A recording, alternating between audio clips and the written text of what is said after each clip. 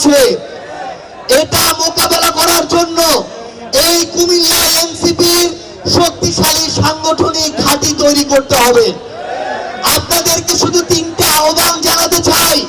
প্রথমত, আমরা যদি আগামীর বাংলাদেশে মাথা উঁচু করে দাঁড়াতে চাই, আমাদের অন্য যে কোনো দলের চেয়ে শক্তিশালী সংগঠন লাগবে।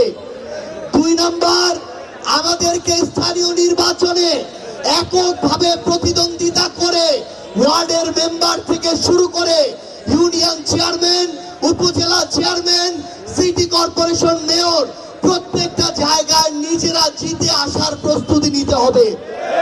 অন্যের পায়ে ভর করে দাঁড়ানোর সময় আর নাই।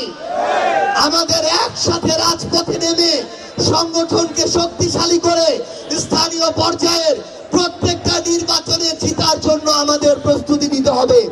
এবং সর্বশেষ একটি কথা বলে শেষ করব, আমাদের নিজেদের মধ্যকার যত ধরনের মতপার্থক্য, বিভাজন, মনোমালিন্য আছে সবগুলোকে এক পাশে রেখে আগামীর বাংলাদেশ গড়ার যে লড়াই, আগামীর এনসিপি কে সামনে রেখে বাংলাদেশের জনগণের প্রতিনিধিত্ব করার যে লড়াই, সেই লড়াইয়ে বিন্দুমাত্র আপোষ না করে আমাদের বিজয় পর্যন্ত পৌঁছাতে হবে ইনশাআল্লাহ। সবার সাথে আবার দেখা হবে রাজপথের সংগ্রামে অথবা বিজয়ে। ইনকিলাব জিন্দাবাদ, কুমিল্লা জিন্দাবাদ।